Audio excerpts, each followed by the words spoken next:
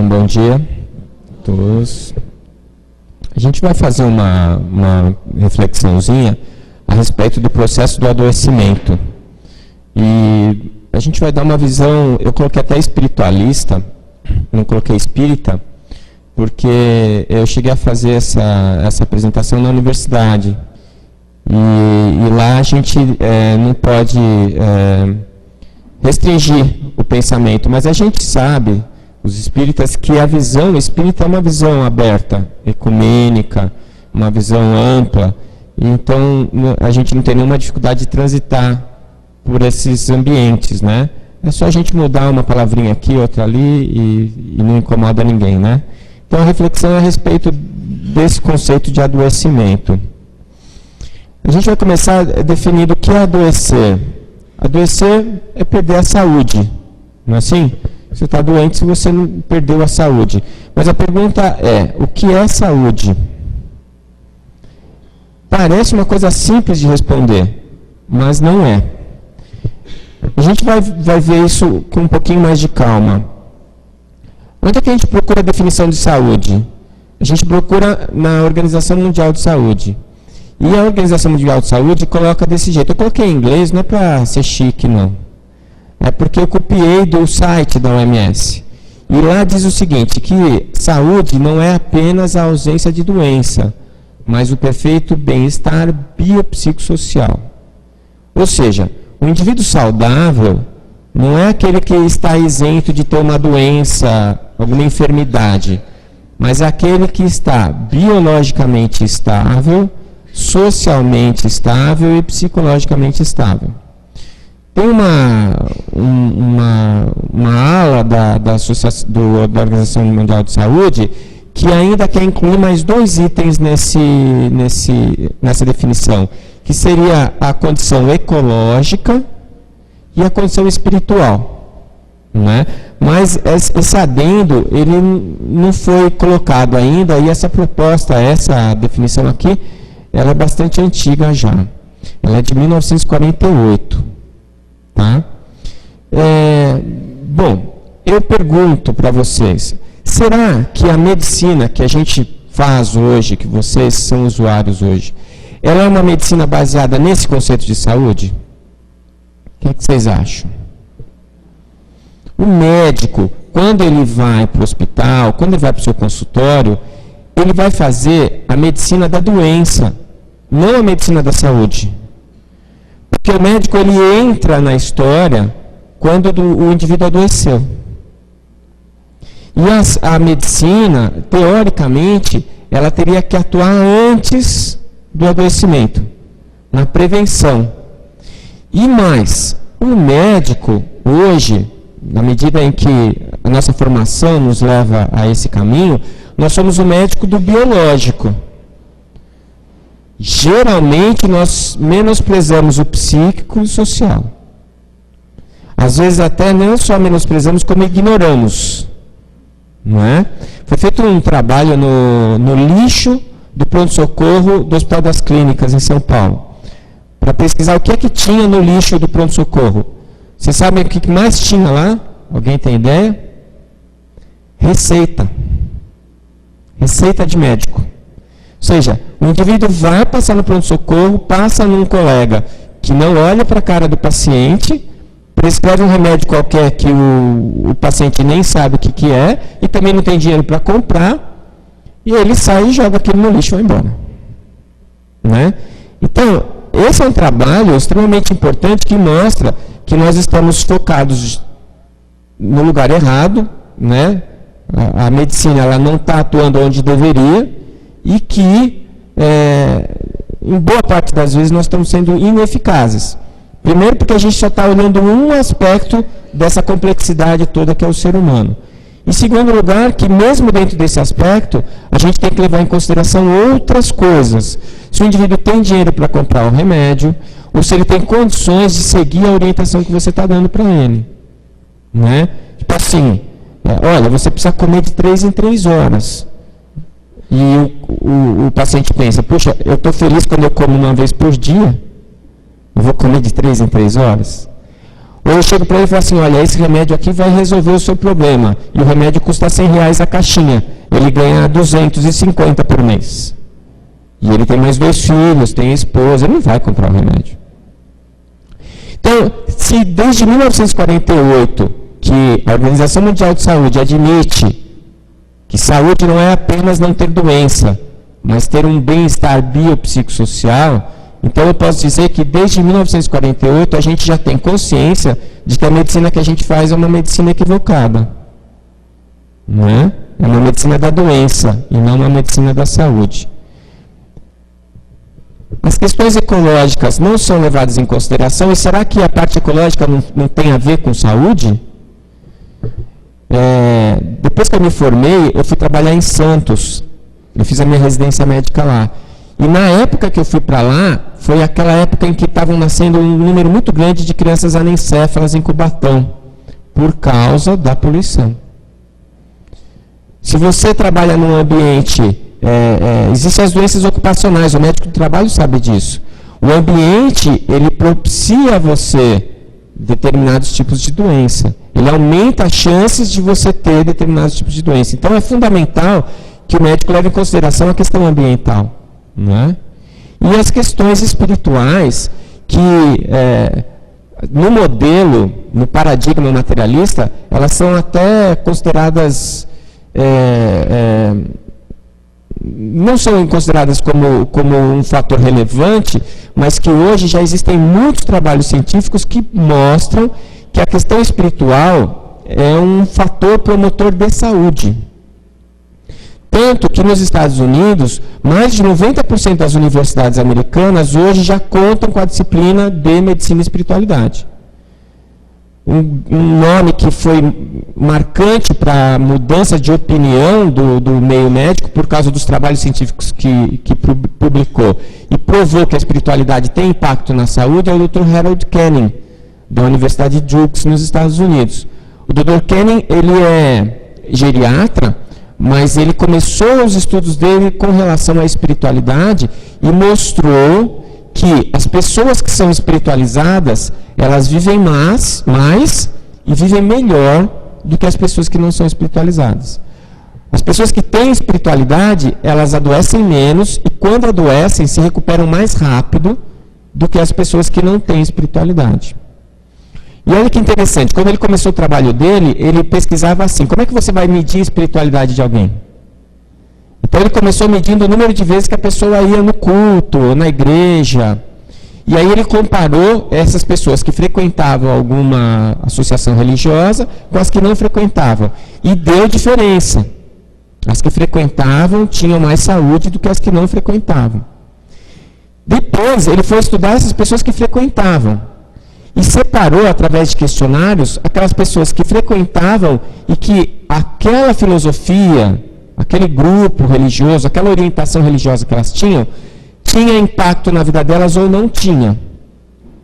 É aqui no Brasil o tal do católico não praticante.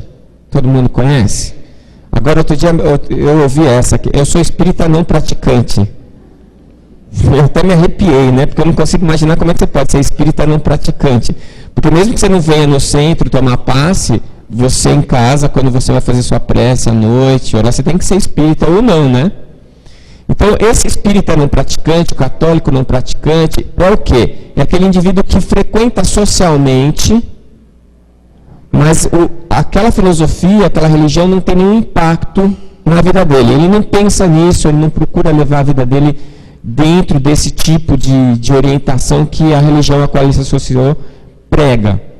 E aí o Dr. Canning descobriu, ele separou, ele chamou de pacientes com fé, pessoas com fé intrínseca e extrínseca. A fé extrínseca é aquela fé externa, que não é só a casca, né?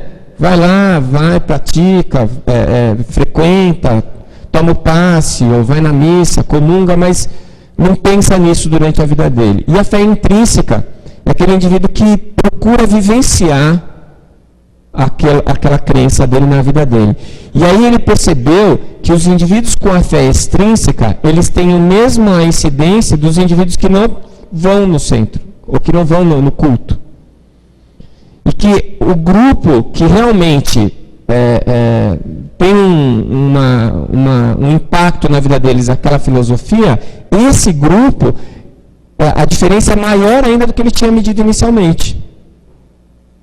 Então, depois dessas evidências que o Dr. Kenning levantou, a medicina foi obrigada a admitir que a espiritualidade é um importante fator promotor de saúde e começaram a estudar o assunto. Por quê que o indivíduo que é espiritualizado tem mais saúde? Né? E por que o indivíduo que não é espiritualizado tem menos saúde? Então, a questão espiritual, se era uma questão polêmica há uns 15 anos atrás, hoje não é mais, por conta desses trabalhos científicos que têm mostrado que a espiritualidade realmente tem impacto sobre a saúde das pessoas. Aí eu pergunto, qual que é a base, qual é o berço da nossa medicina? O berço da nossa medicina é o modelo hipocrático.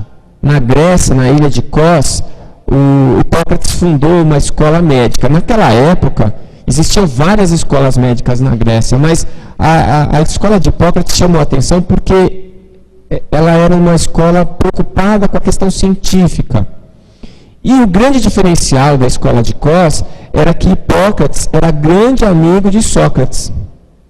Então, o modelo médico de Hipócrates era um modelo ligado à filosofia, que era um grande diferencial e que fez com que a escola de Kos se destacasse entre as outras escolas médicas. Bom, o Hipócrates, ele tinha um conceito de saúde que era o seguinte: a saúde, ela dependia dos influxos ambientais. O que ele está falando? Da questão ecológica. Ele falava que dependia do modo de vida, que é a questão social. A questão social nos impõe hábitos alimentares, nos impõe vícios, nos impõe uma série de elementos daquele indivíduo que está inserido naquela cultura. E Hipócrates já chamava atenção disso daí também. E ele falava dos componentes da natureza humana, os humores e as paixões. Os humores não é humor de bom humor ou mau humor, é humor de substâncias químicas, que são os hormônios. E ele está se referindo aí à questão biológica. E as paixões, e aqui ele está se referindo às questões espirituais e psicológicas. Então, olha só a visão de saúde de Hipócrates. Não é o bio, psico, sócio, espiritual e ecológico? Quer dizer, então, lá no berço da medicina ocidental, o Hipócrates já pensava em todos esses aspectos. Ou seja, que estar doente, né, a saúde, ela está relacionada ao bem-estar de todas essas dimensões, que é o que hoje a gente chama de ser integral ou holístico. Então, quando eu estou diante de uma pessoa, e essa pessoa está conversando comigo, a parte biológica dela é um fragmento dela, é uma parte dela. Ela tem muitas outras partes que eu só vou conseguir perceber na medida em que eu me envolver com ela, eu tirar uma história, eu saber como a vida dela é, eu prestar atenção no que ela está falando e olhar para ela. Não sei se vocês já perceberam isso. Tem uma comunicação verbal e uma comunicação não verbal. Não é? Não tem aquela história, você chegou em casa e a esposa está estressada, nervosa, não está olhando direito para sua cara, e você fala assim: o que foi, amor? Aconteceu alguma coisa? E ela fala assim: não. Ou seja, é o não mais sim que você já ouviu na sua vida, ou não? Então, ela falou não, verbalmente ela disse que não tem nenhum problema, mas ela mostrou com a atitude corporal dela, com o tom da voz, a comunicação não verbal disse para você: não, está tudo ruim. Né? Tem problema sim. E mais, ela está dizendo que você deveria saber. E não era para estar perguntando, não é assim? Então, quando às vezes você está conversando com um paciente e ele está contando para você o que ele está sentindo, se você não olhar para ele, não prestar atenção na atitude corporal dele, na maneira como ele está falando, nas feições dele, na forma como ele está se expressando, você não vai conseguir entender que ele está dizendo uma coisa querendo dizer outra. Então o negócio é meio complicado, porque não é só a questão de pedir exames, é a questão de examinar, fazer um diagnóstico, dar um remédio e o paciente fica bom. O adoecimento é alguma coisa muito mais complexa do que isso. E o que é para a medicina, para a fisiologia, a saúde? Em termos biológicos, saúde ela é expressa por uma palavra que a gente chama de homeostase. Homeostase é o equilíbrio. Então, se o seu corpo biológico está em equilíbrio, ele está saudável. Mas também há uma homeostase mental, emocional.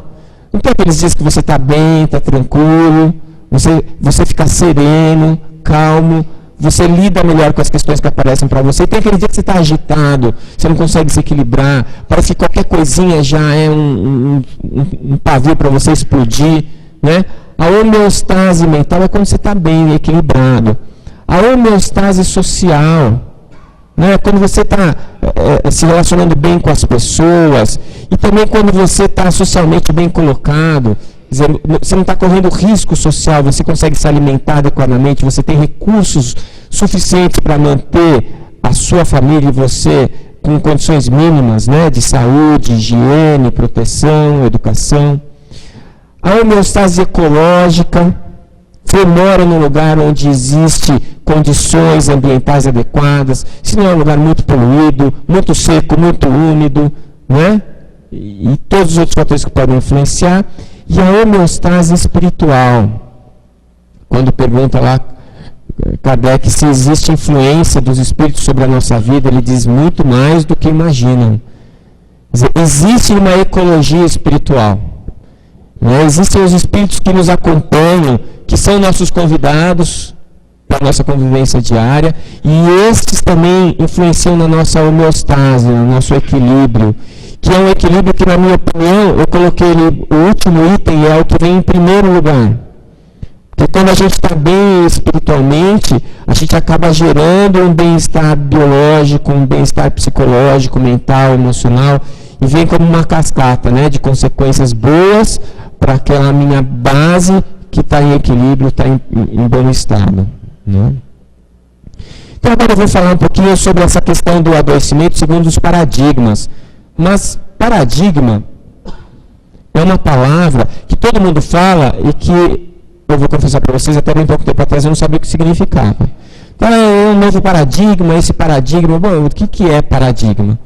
Então eu fui buscar Thomas Kuhn, que é considerado hoje o maior filósofo da educação, tem até um nome bastante difícil, epistemologia, né?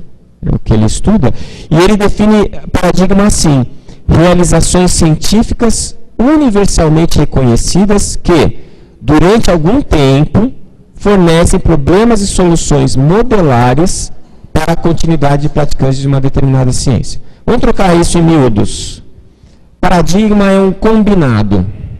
Quando os meus filhos vão para a escola, os menorzinhos, eles chegam na sala de aula, a professora tem um combinado. Olha, o combinado é o seguinte: ninguém pode gritar, ninguém pode morder o coleguinha, ninguém tem um combinado. Na nossa casa existe um combinado. Né? No nosso trabalho existe um combinado. O que é isso? A gente estabelece as regras básicas para que aquilo que a gente está se propondo a fazer funcione. Então, se a gente se reúne para fazer um estudo, cria-se um paradigma. São as regras básicas daquele estudo. E o paradigma nada mais é do que uma ferramenta que você vai utilizar para atingir o seu objetivo.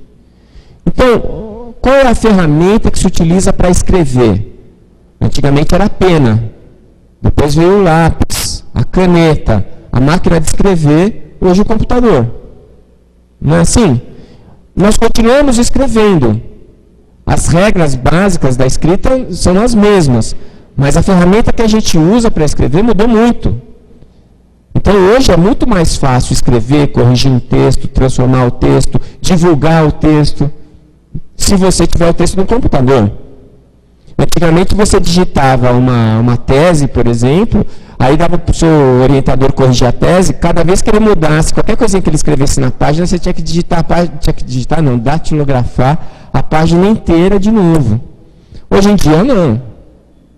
Então o que está acontecendo é que o paradigma ele é válido durante algum tempo. Por quê? Porque com a própria evolução da ciência, o paradigma vai tendo que ser renovado, porque ele deixa de ser eficiente na medida em que a gente evolui, né, na ciência que a gente está praticando. E modelar porque é um modelo que eu crio para que as pessoas repitam esse modelo. Né? Então, qual é o paradigma que a gente vivencia ainda hoje? É o paradigma materialista.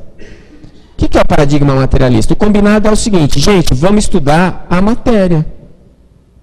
Então, o paradigma materialista, ele reduz a pessoa ao seu corpo biológico. E ele vê o ser vivo como uma máquina de carbono que tem as suas relações e os seus controles feitos por atividades elétricas e químicas.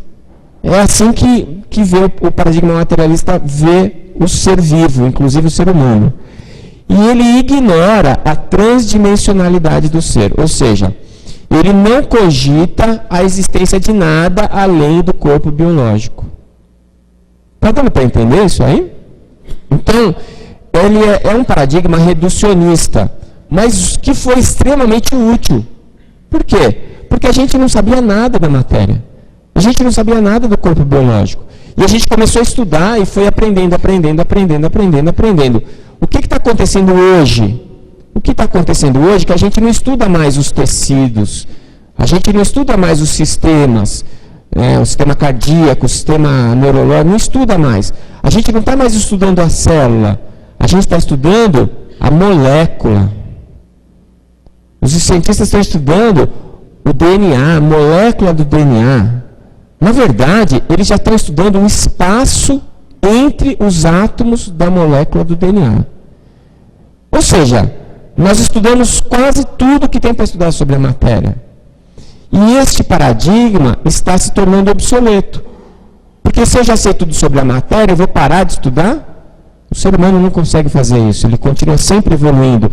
Então, qual é o próximo passo? Para onde eu vou olhar agora? Para que lado eu vou dirigir as minhas pesquisas, os meus estudos? Não é? Então, nesse modelo materialista, como o médico vê o paciente como uma máquina biológica, e ele sabe como essa máquina funciona, então é atribuído ao médico a cura, e não ao paciente. Aliás, os médicos, a maioria deles acredita que é capaz de curar, e os pacientes acreditam que é o médico que cura. Esse é o grande problema da medicina hoje.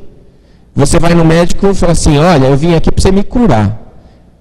Não é bem assim que funciona. Você leva o seu carro quebrado no mecânico, o mecânico fica com o carro lá para trocar as peças e depois você vai buscar o carro. Mas se você tiver um problema de válvula no seu coração, não dá para você deixar o coração com o cardiologista e vir buscar o outro depois. Não é? Porque o coração é a parte integrante de você. E se para você se recuperar do desequilíbrio que você está vivenciando, eu peço para você parar de fumar e você não quer parar de fumar, como é que eu vou resolver o seu problema? Não vou resolver. Eu estou te orientando, você que vai resolver o problema ou não. Se eu te dou um remédio e falo que você tem que tomar aquele remédio de tal maneira, e que junto desse remédio você vai ter que mudar algumas coisas na sua alimentação e você não faz nada disso, então, na verdade, você não está agindo para encontrar a cura que é sua responsabilidade, não do médico. Então, enquanto o médico achar que cura e o paciente concordar com isso, a medicina vai claudicar, ela vai mancar. A gente precisa, na verdade, mudar esse paradigma. E o que a gente está propondo é uma nova opção, uma nova possibilidade. Então, olha a foto lá. O menininho, ele está andando com a cabeça baixa, a mão para trás, porque ele está deprimido? Ou porque não tem outro modelo diferente na frente dele? Vocês já repararam que a criança, mesmo quem tem filho adotivo, você adota uma criança que geneticamente não tem nada a ver com você, e ela anda igual a você, ela fala igual a você, os trejeitos são iguais, e ele é a sua cara. Por quê? Porque ele cresceu olhando você como modelo e ele te imita. Nós somos assim, a gente aprende pelo exemplo. Então, quando eu entro na faculdade de medicina e todo mundo está tendo uma postura materialista, eu vou ser materialista. Aliás, eu vou ter todo o estímulo para ser materialista. Mas, se quando eu entrar na faculdade de medicina tiver alguém diferente, eu posso olhar esse alguém e falar, eu acho que esse cara é que está certo. E seguir esse novo modelo. Então, Então, o paradigma materialista, ele é o paradigma dominante ainda, porque quem está vindo atrás não tinha outra opção. Mas agora as opções estão surgindo.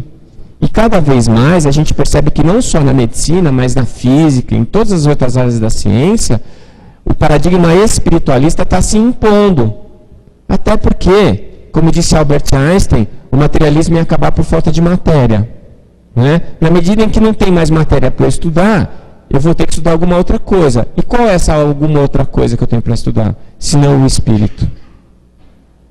Então, quando a gente mudou o milênio, e muitas notícias vinham da ciência, qual foi a notícia mais importante?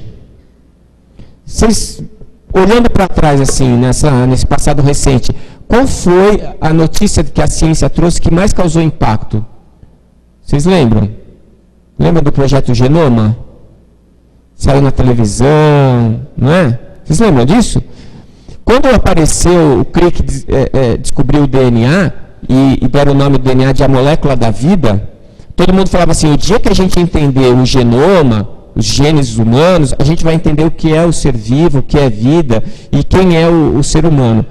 E aí, a descoberta do projeto Genoma, terminar a contagem dos genes do ser humano, foi uma grande decepção. Porque nós temos menos genes do que um pé de milho, por exemplo. Um rato tem quase o mesmo número de genes que a gente. E a diferença dos nossos genes para um chimpanzé é menos de 1%. Então, aí como é que fica o nosso orgulho? Se a gente tem menos genes que uma planta. Né? Se os nossos genes são parecidos com os genes de um macaco. Uma lombriga tem 29 mil, nós temos tem 23 mil, nós temos 24 mil genes. Quer dizer, ficou complicado, né? Quando pergunta se você é um homem ou um rato, você tem que responder, depende. Em que aspecto você está perguntando? Genético? Não é? A maior parte dos nossos genes são idênticos aos genes das bactérias. Então, o impacto da virada no milênio são as respostas que a ciência não deu. Aquelas respostas que ela prometia e que ela não deu. Aquelas descobertas que ela dizia que ia fazer e não fez. Exatamente por quê? Porque ela estava buscando respostas no materialismo e essas respostas não estão no materialismo. O que é vida? O que é saúde? São perguntas cujas respostas não cabem no paradigma materialista. Então a gente precisa o quê? Mudar o paradigma. O paradigma materialista é uma ferramenta muito útil, necessária, que foi utilizada com muita habilidade, mas que hoje está obsoleta. Então o paradigma materialista, ele nunca disse que o espírito não existe. Ele simplesmente não cogitou essa possibilidade, ele ignora essa possibilidade. Né? Um paradigma é uma ferramenta, a ferramenta ela não é nem boa nem ruim, ela é uma ferramenta que vai ser utilizada de maneira adequada ou inadequada. O que está acontecendo hoje é que quem insiste em manter o paradigma materialista na ciência está impondo dogmas para a ciência. O dogma é aquela coisa assim, por que isso é assim? Ah, é assim porque Deus quis. Mas por que Deus quis? Porque sim. Não é?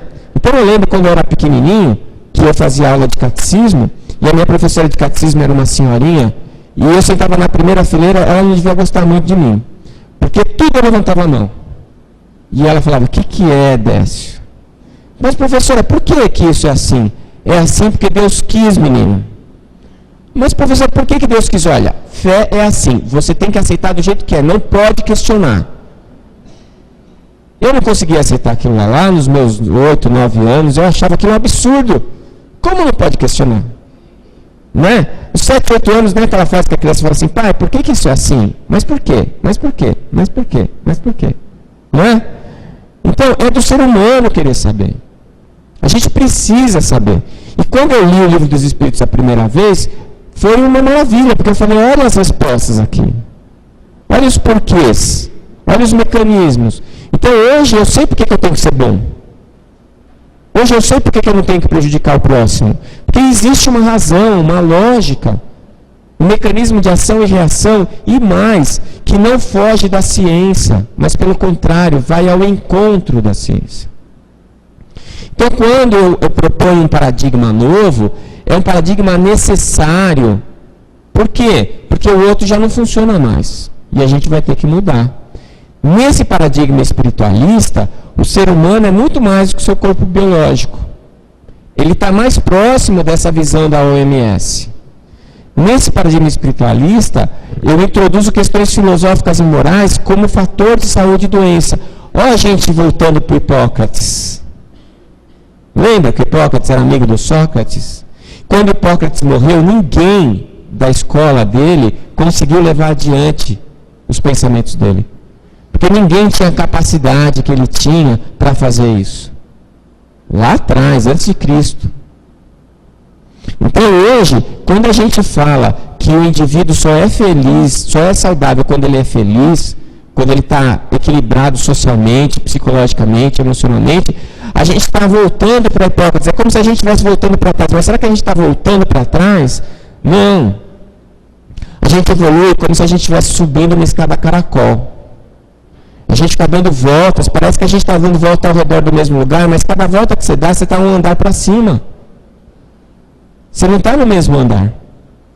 Então, a gente parece que saiu, ignorou Hipócrates, achou ele pueril, achou que as coisas que ele falou eram bobagens, aí a gente se desenvolveu tecnologicamente, e hoje que a gente tem um monte de aparelhos, um monte de possibilidades de explorar o corpo do paciente, a gente começa a perceber que Hipócrates estava certo. Que por mais que eu consiga explorar as moléculas, os átomos do corpo do meu paciente vai muito além dos seus átomos, das suas moléculas. Que, aliás, essas coisas elas são descartáveis. Ele vai trocando, isso todo dia a gente troca o nosso corpo. Perde pele, descama a mucosa do intestino. Foi feito um trabalho, está no livro da doutora Lima Margulis, uma bióloga, que eles marcaram os átomos do corpo de uma pessoa e 2 anos depois ela só tinha 20% dos átomos no corpo dela. Ou seja, você troca de corpo. A cada 2 anos, 2 anos e meio, você troca o corpo todo. Quando você olha para o lado, assim, vê sua mulher ou seu marido e fala assim, ele não é mais o mesmo, não é mesmo. Já é outro corpo. A mente às vezes fica igual, mas o corpo com certeza vai mudando. Então vejam que interessante, como é que eu vou atribuir à matéria, o indivíduo, se a matéria não é a mesma? Né? Eu devia levantar todo dia de manhã e já não saber mais quem eu sou, porque os átomos mudaram. Né? Uma crise de identidade todos os dias. Então veja, que as questões filosóficas e morais, elas são fundamentais para o desenvolvimento da questão da saúde e da doença. E o foco central no paradigma espiritualista é a pessoa.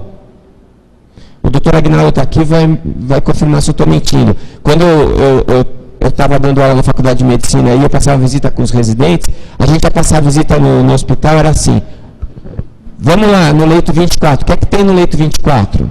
Ah, lá tem uma vesícula. Aí você chegava lá no leito 24, tinha uma pessoa deitada lá. Mas cadê a vesícula? Está dentro dele. Quer dizer, a gente vai ver a doença e não o doente. Não existe doença. Existe doente. Vocês já viram alguma doença andando por aí?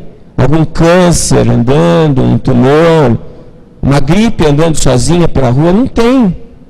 Então, você vê, a gente faz uma medicina tão voltada para a doença que a gente troca o doente pela doença. Né? O foco da nossa atenção tem que ser a pessoa. E isso é muito importante porque, na medida em que, por exemplo, a pessoa tem uma doença incurável, ou uma doença que está levando ela para o desencarne, isso não me exime de atuar como médico. Porque se eu sou o médico que auxilia, que apoia, eu tenho que fazer isso até o final. Agora, se eu sou o médico que cura, então se não dá para curar, eu vou embora, porque não tem mais nada para fazer aqui. Então veja como a mudança do paradigma, ela é muito importante porque ela muda o comportamento do médico E isso vai pedir uma mudança do comportamento do paciente. O paciente, ele tem que se conscientizar de que a cura é o atributo dele. E que quando ele vai buscar o médico, ele está pedindo ajuda para encontrar o melhor caminho para a cura. Mas quem vai trabalhar a cura é ele, não o médico. Eu não tenho como invadir o seu livre-arbítrio e convencer você de alguma coisa que você não quer ser convencido. Então, se você vai no médico, mas não quer parar de fumar, não quer fazer ginástica, não quer fazer dieta e não quer tomar o remédio, que é muito caro e você tem mais coisa para fazer na sua vida, então nem vai lá. Porque é perda de tempo. Né? E se você é médico que acha que vai curar e salvar todo mundo, vai ser muito doloroso ser médico. Porque você vai se frustrar tantas vezes na sua vida que chega uma hora que você desiste. Não é? Porque as duas coisas estão erradas. Então eu tenho que reformular o meu conceito de cura. Porque eu estou reformulando o meu conceito de saúde. E aí, você tem que desenvolver uma visão integral. Eu não posso mais fragmentar o doente. Hoje a medicina esquarteja o doente, né? Se tem um problema ortopédico, quem que você vai procurar? O ortopedista? Qual ortopedista? Bom, depende. É coluna, é ombro ou é joelho? É diferente. Não é?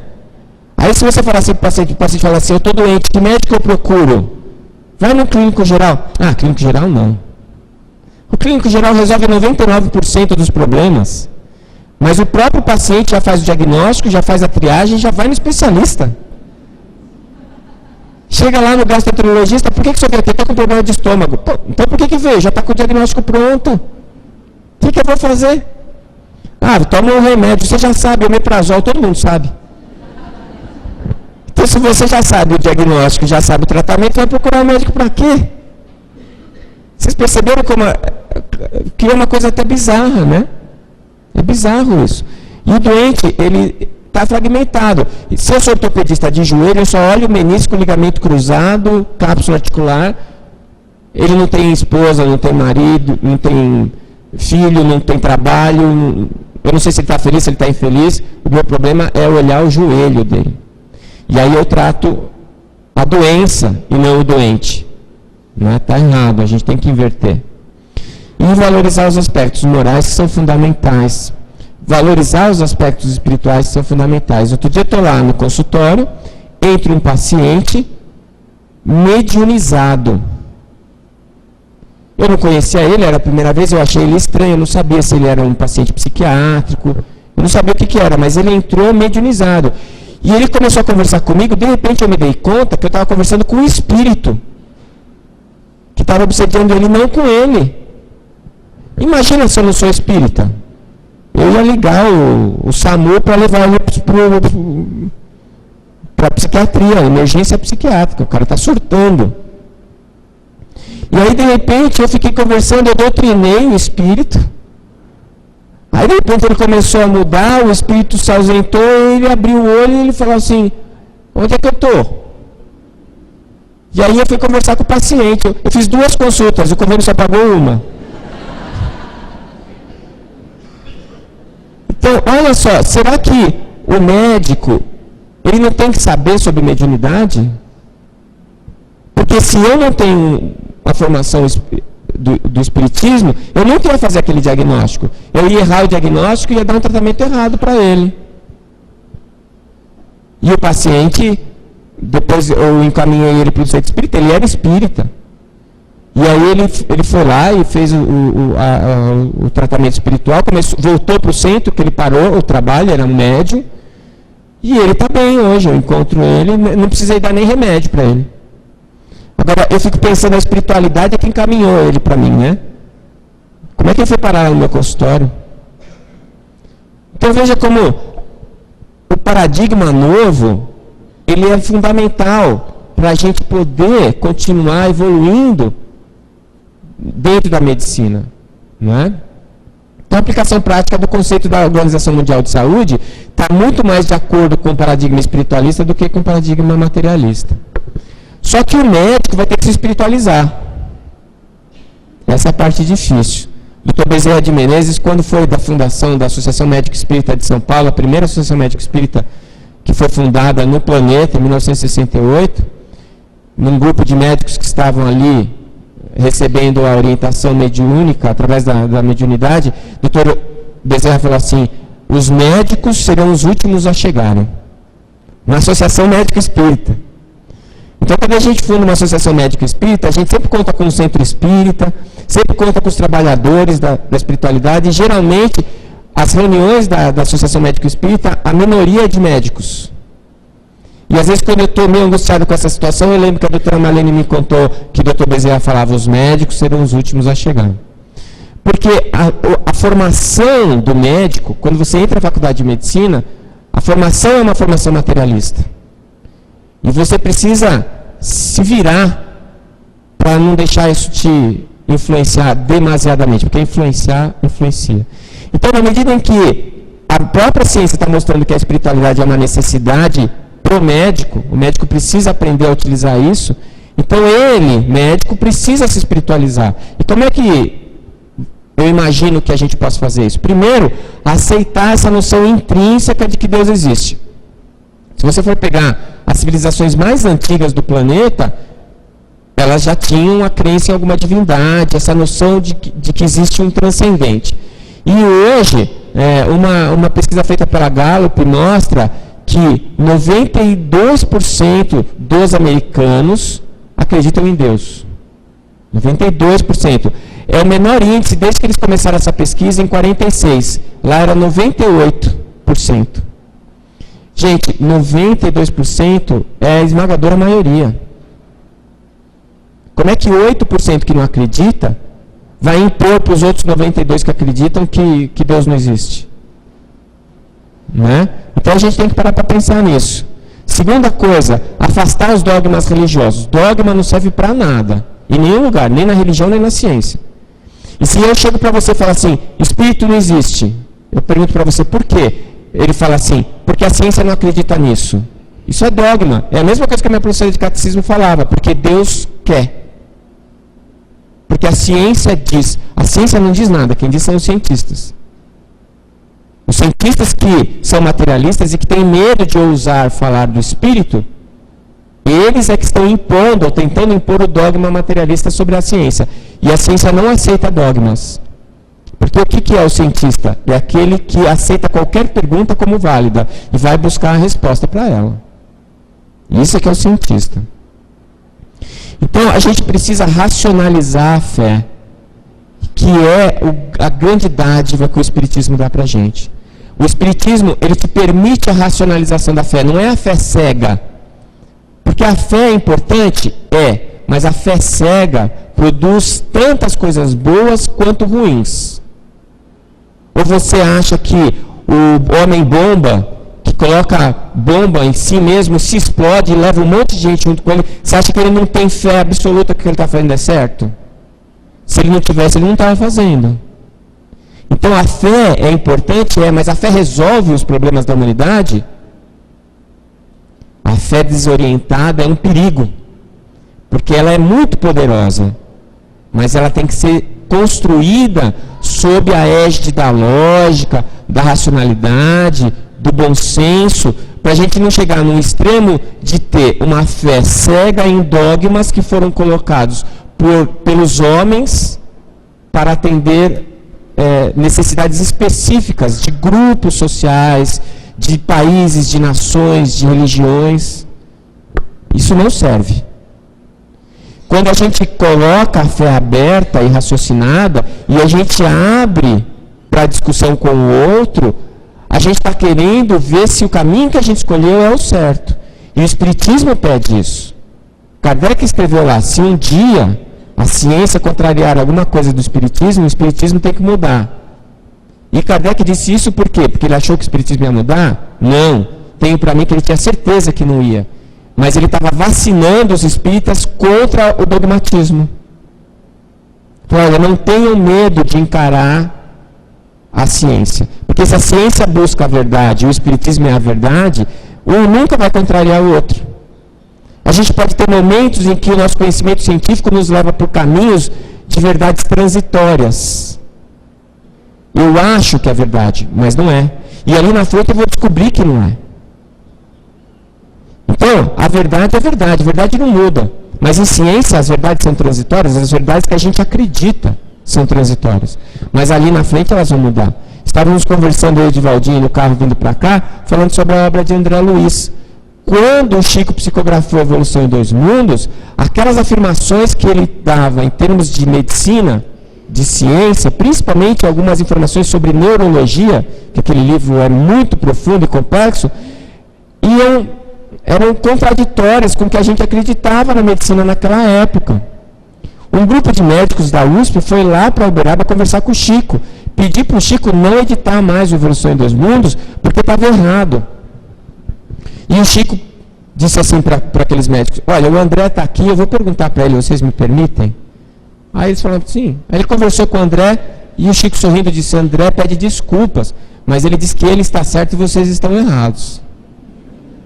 E 60 anos depois, quando eu abro aquele livro, e eu vou ver as informações que estão lá, todas estão corretas. Os médicos estavam errados. Né? Então, é isso que a gente está falando. Quando você constrói a sua fé nessas bases, então você está indo realmente adiante, você está se espiritualizando. E aí a gente une não ciência e religião, como eu coloquei aí, ciência e espiritualidade. Porque a religião, apesar da palavra religião significar religar-se a Deus, hoje a palavra religião significa grupo social ao qual você se associa. Religião hoje é eu com os outros. E nessa religião eu posso ou não estar realmente afiliado ao pensamento. Então, o que eu quero hoje é que a ciência estude a espiritualidade, que é eu com Deus, não eu com os outros. O eu com os outros é assunto para sociologia. A fé sou eu comigo mesmo. Então, talvez sejam aspectos a serem discutidos pela psicologia. Mas eu com Deus, nessa transcendência, aí sim, essa é a espiritualidade que a ciência vai ter que estudar. Porque a gente nunca parou para pensar nisso. Esse é o novo paradigma, é uma nova janela. E eu, como médico, olhando para o meu doente, preciso considerar essas possibilidades. Será que eu estou falando aqui de paradoxos, de coisas contraditórias? A minha formação técnica como médico contradiz a minha formação humanística que eu tenho como espírita? De jeito nenhum. De jeito nenhum. Será que a tecnologia, ela impede a humanização? O fato de eu pedir uma ressonância nuclear magnética me impede de ser companheiro, de estar junto do meu paciente, preocupado com a vida dele, da maneira como ele está enfrentando o problema? Eu acho que não. Será que o fato de eu ser um cientista me impede de ser um espiritualista? Ou será que eu, espiritualista, preciso negar a ciência? De jeito nenhum. Não são conceitos contraditórios, são complementares. É um grande quebra-cabeças que eu vou juntando as peças. E hoje, os grandes filósofos da atualidade, e eu cito aqui Edgar Morin, que é um filósofo francês que é hoje uma unanimidade dentro da filosofia e da antropologia, ele fala do saber, da complexidade do saber.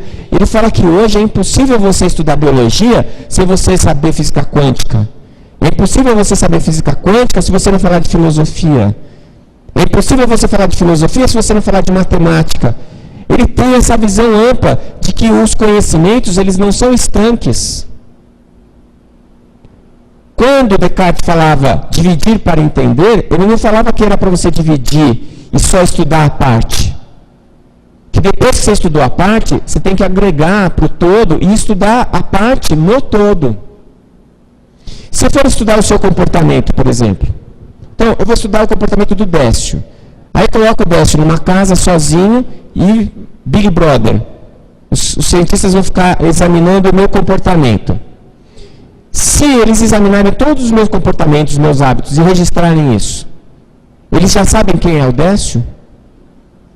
Eles sabem quem é o Décio nessas condições, sozinho numa casa. Se eles introduzirem uma única pessoa lá dentro, meu comportamento já vai mudar. Se eles colocarem uma segunda pessoa, meu comportamento vai mudar de novo. E assim por diante. Por quê? Porque o todo não é a soma das partes.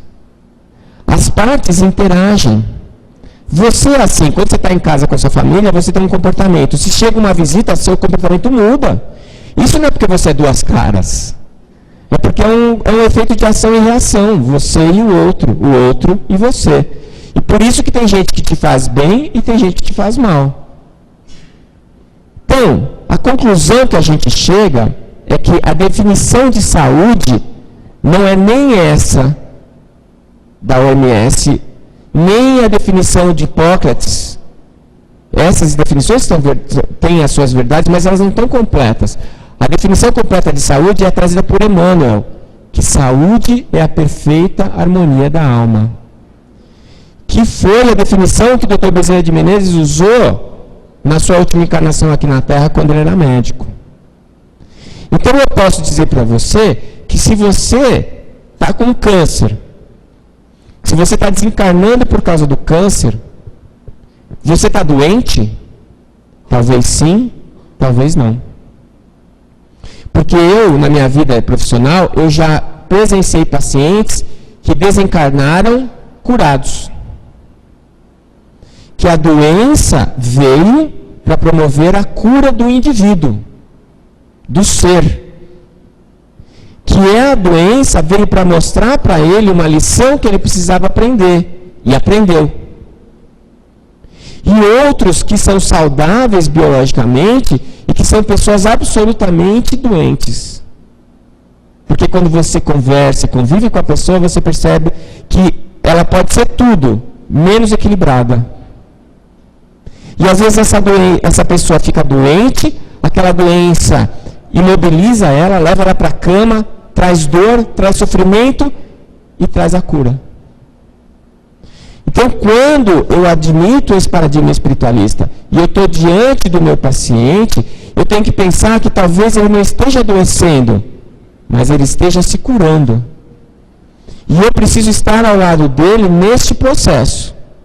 Se ele está adoecendo, eu tenho que tentar induzi-lo à recuperação e à cura. E se ele está se curando, eu preciso apoiá-lo para que esse processo se dê da maneira mais eficiente possível. Isso muda tudo. Quando as pessoas procuram os lugares, os centros espíritas, eu vou numa reunião de cura. A cura você consegue em casa, lendo o Evangelho. Porque ali você vai fazer a cirurgia mais eficiente que existe, que é a reforma íntima. É ali que você vai encontrar a cura. Se você for num centro para alguém te dar um passe, para você esperar que milagrosamente a sua doença desapareça, você está cometendo o mesmo erro que você comete quando você vai no médico, esperando que ele te dê uma medicação milagrosa que vai fazer a sua doença desaparecer. Você está se comportando de uma maneira infantil e que não está de acordo com aquilo que você acredita como espírita. Então, se você vai tomar o passe, se você vai para uma reunião de cura, entre aspas, que eu não acho essa palavra legal, o que você está procurando? Apoio para você poder ter uma condição de se equilibrar para buscar a cura. É como se você estivesse com dor e toma um analgésico. O analgésico tira a dor e sem a dor você consegue pensar melhor, você consegue agir melhor. Mas o analgésico não vai te curar. Você vai ter que tomar outra providência. Se você vem buscar um reequilíbrio energético, se você vem buscar uma palavra de estímulo, de apoio, você está fazendo a coisa certa. Mas se você vem para buscar alguém que resolva o seu problema, não vai resolver. A grande notícia que o Espiritismo nos dá é que a responsabilidade da nossa vida está nas nossas mãos. E a má notícia que o Espiritismo nos dá é que a responsabilidade das nossas vidas está em nossas mãos. Às vezes é bom saber disso, às vezes é péssimo. Era mais confortável quando eu achava que alguém ia resolver o problema para mim. Deus me curou. Deus me puniu. Deus vai me prover tudo o que eu preciso. Deus me tirou porque eu fui mal. Gente, não é isso. Deus é infinitamente bom e justo, deu as mesmas armas, os mesmos recursos para todos. Se você está sofrendo ou está sendo feliz, não responsabilize ele. A responsabilidade é sua. Você é que faz a sua vida boa ou má. É uma relação de causa e efeito, não é? A alma, o princípio inteligente, que é você, é a causa. Ele afeta o seu perispírito e o seu perispírito afeta as suas células. E as suas células vão ser felizes ou infelizes de acordo com o comando que você dá. André Luiz define célula como animáculos infinitesimais domesticados. Se você fala para os seus glóbulos brancos assim, pessoal, todo mundo de férias, ninguém precisa trabalhar hoje, fiquem tranquilos, sossegados, ninguém se mexe. E aí você entra em contato com o vírus faz uma festa, rave no seu corpo, você adoece e pode até morrer. Mas se você fala para eles assim, pessoal, todo mundo atento, prestem atenção, se entrar algum vírus, alguma bactéria, vocês vão lá e prendam. E eles vão lá e mantêm a sua vigilância imunológica, você entra em contato com o mesmo vírus e nem fica doente. Então quem que manda, quem que faz com que o seu corpo fique saudável ou não? É a sua alma. Saúde é a perfeita harmonia da alma. Não é? Então, etiopatogenia, esse nome feio, significa o quê? A causa da doença. Onde está a causa da doença? A causa da doença está na alma. Se a doença é a perda do equilíbrio, e a alma é você, e é você quem dá as ordens para todas as outras suas dimensões, então a causa das doenças estão na alma. Se eu mando comandos harmônicos, eu gero ordem, sincronia, eu estou saudável. Se eu gero comandos desarmônicos, gero desajuste e disfunção, estou doente. E o que é um comando harmônico e um comando desarmônico? A lei universal, a grande força universal que faz o universo crescer, se organizar, evoluir, é o amor. Não o amor com a conotação que a gente deu. A gente banalizou a palavra amor. Então amor, eu amo essa mesa, eu amo o meu carro. Não, você não ama nada. Você gosta, você tem apreço, né? Mas você amar significa você ter esse sentimento de ordem universal, que é uma coisa que eu acho que a gente ainda não alcançou. A gente consegue imaginar como é porque a gente tem exemplos. Jesus, o maior exemplo, e outros exemplos que tiveram aqui, Madre Teresa de Calcutá, né? Chico, e espíritos que vieram para exemplificar para a gente como é que é viver dentro dessa harmonia universal. E aí, o que é a fisiopatologia? Se a etiopatogenia é como a doença é causada, a fisiopatologia é qual a maneira com a qual a doença age no seu corpo. Então, a minha alma, o meu princípio inteligente, ele gera sentimentos e ideias, que não são materiais, são produtos da minha alma. Esse sentimento gera pensamento. O pensamento já é matéria. É uma onda eletromagnética supraluminal. Uma onda eletromagnética que viaja a uma velocidade acima da velocidade da luz. E aí esses pensamentos, eles vão alterar o meu perispírito. E o meu perispírito vai alterar o meu corpo físico. Você tem alguma dúvida disso? Eu pergunto para você assim, se você está andando numa rua, e aí aparece na sua frente um irmão, um semelhante, com um capuz preto que só dá para ver o olho, o que você vai pensar? Qual é o seu sentimento? Medo? O que você vai pensar? Ele vai me assaltar. E quais são os efeitos que isso vai gerar no seu corpo? Seu coração vai disparar, sua pressão arterial vai subir, sua respiração vai ficar rápida, seu ácido gástrico vai desaparecer inicialmente, vai ter um bloqueio da produção de ácido gástrico, seus neurotransmissores vão entrar em festa, porque o seu cérebro vai começar a mandar um monte de neurotransmissor para ativar suas áreas de alerta, e você vai estar pronto para fugir ou lutar. Nessa ordem de importância. Fugir, se não der para fugir, lutar. Você ficou taquicárdico, sua pressão subiu e tudo isso, e por isso você ficou com medo da pessoa, ou primeiro você ficou com medo da pessoa e depois seu corpo se modificou? Então, quando o Dr. Damasio vem dizer para a gente que a mente é o produto do que acontece no corpo, não dá para acreditar. Se eu vejo a mulher amada e meu coração dispara, eu não achei que eu amo ela porque meu coração disparou. Mas meu coração disparou porque eu amo ela. E isso é uma experiência de cada um. Não tem como eu tentar convencer você do contrário, porque você vivencia isso todo dia. Você está preocupado porque você vai fazer uma palestra, você está preocupado porque tem uma prova. Depois que passa o estresse, você tem diarreia. E na hora que você está no banheiro, você fica pensando o quê? Nossa, será que eu estou com alguma bactéria? Ou você tem a mais certeza absoluta que aquilo é um efeito das suas emoções? Então, se você sabe que a sua emoção pode aumentar o seu coração, pode mudar o funcionamento do seu corpo, por que você duvida que a sua doença ou a sua saúde foram determinadas pelas suas emoções? Por que você ainda duvida que se você está feliz você adoece menos e se você está triste você adoece mais? E por que a gente tem tanta dificuldade de acreditar que a pessoa espiritualizada fica menos doente? Ela fica menos doente porque ela é mais feliz. E ela é mais feliz porque ela tem mais certeza das coisas que estão para acontecer na vida dela. Se eu realmente acredito na reencarnação e na vida após a morte, eu tenho uma perspectiva de que mesmo quando eu desencarnar, se as coisas não estiverem lá muito boas, elas vão melhorar.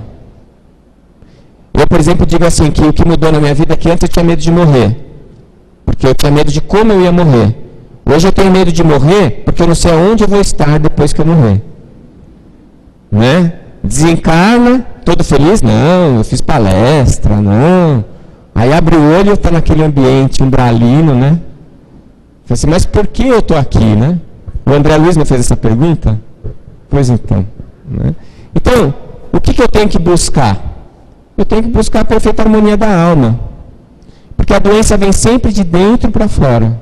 Nunca vem de fora para dentro. Né? São as nossas escolhas que fazem com que a gente fique doente ou não. Quem é o fator entrópico? A entropia é o grau de desordem. Quem é que gera desordem? Quem é que gera doença? É a ausência do amor.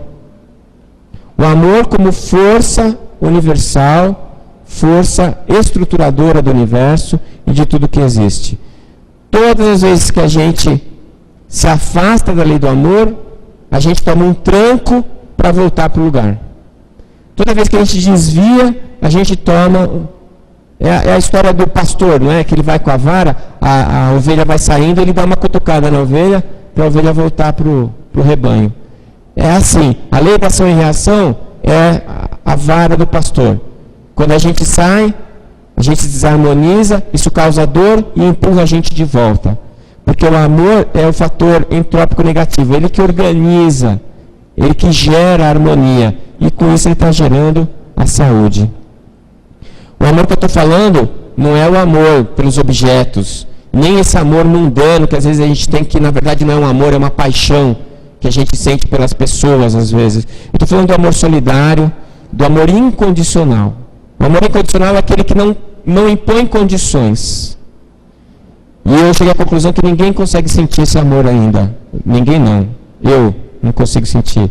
Porque nem pelos meus filhos eu tenho amor incondicional. E eu descobri isso quando eu começo a exigir deles coisas que eu acho que eles deviam ter. Então, a gente ama incondicionalmente os nossos filhos enquanto eles não começam a falar e ter opinião. Quando eles começam a ter a opinião deles, aí acaba o amor incondicional. Aí é conflito, é briga. Ah, mas eu quero ser músico. Não, músico não. Você vai ser psicólogo. Você vai ser não sei o quê. Quer dizer, eu já não estou mais amando incondicionalmente ele, né? Esse amor incondicional, ele é fundamental. E é o amor fonte gerador de vida. A gente tem os exemplos aí dessas pessoas que foram pessoas que exemplificaram isso para a gente, né? São as pessoas que usam as suas vidas para mostrar para a gente o que é um amor incondicional. E se eu amo incondicionalmente, isso traz uma vantagem gigantesca, porque se eu amo e não espero nada em troca, a palavra ingratidão desaparece do meu dicionário, concordam comigo? Se não tiver ingratidão, acaba também outra palavra, que chama mágoa. Se a mágoa desaparece, desaparece com ela a raiva e o ódio. O germe da raiva e do ódio é a mágoa.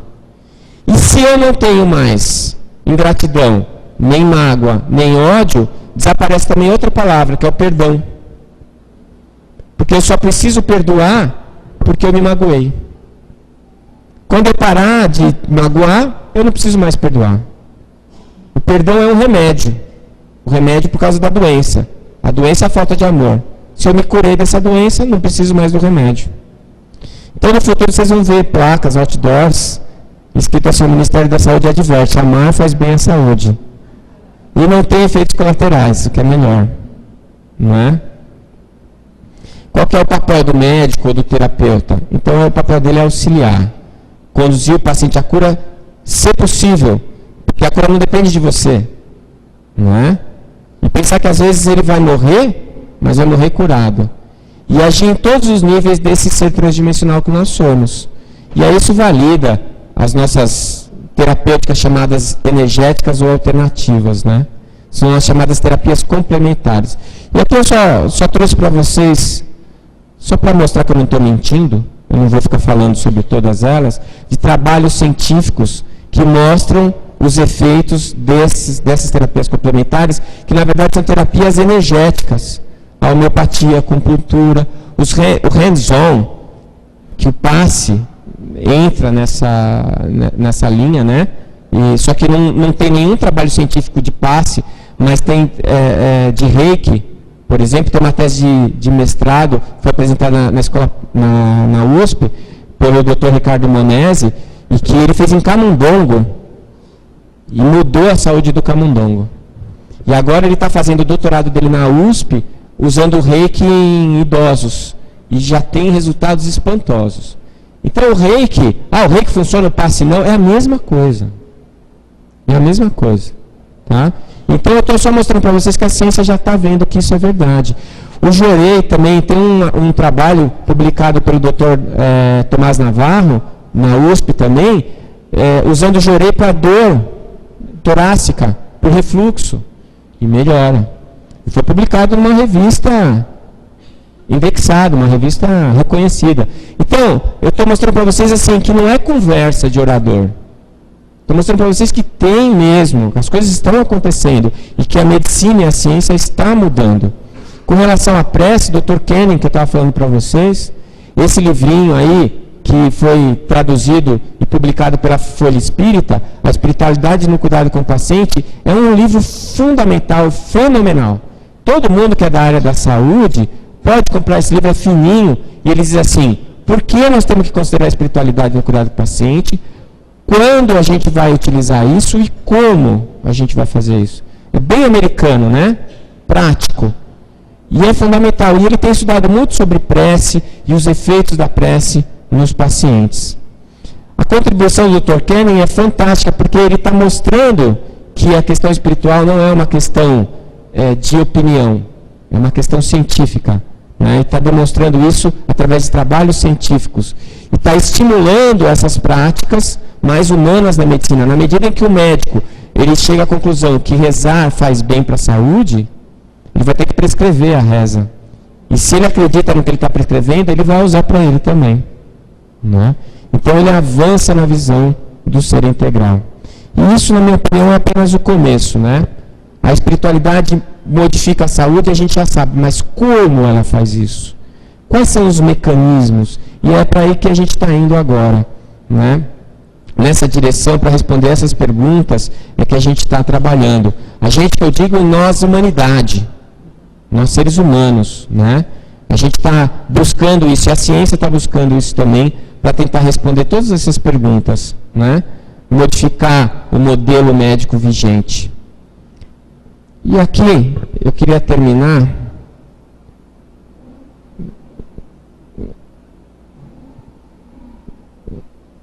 eu não vou mostrar esse texto que é meio longo.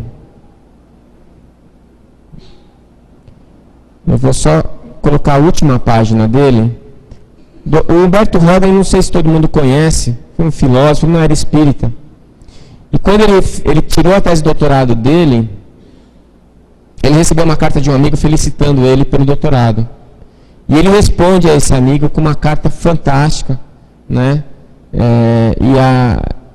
E ele fala nessa carta que a ciência também é um credo. A ciência também ela é composta de fé. E ele termina dizendo assim, que convence o homem dessa verdade. Só há duas categorias de seres que estão dispensados de crer. Os da meia-noite e os do meio-dia. As trevas noturnas do irracional e a luz meridiana da divindade. O insciente e o onisciente. Aquele por incapacidade absoluta e este, o onisciente, por absoluta perfeição. O que oscila entre a treva total do insciente e a luz integral do onisciente deve crer. Deve crer porque a fé se move nesse mundo crepuscular, equidistante do vácuo e da plenitude, da meia-noite e do meio-dia. Nós não estamos nas trevas absolutas. Nós não somos inscientes, mas também não somos oniscientes.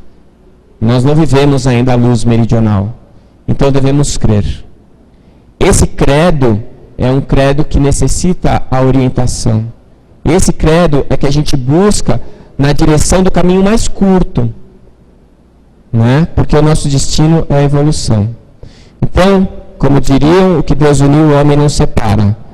Nós sentimos a necessidade de viver como seres integrais, de viver com coerência.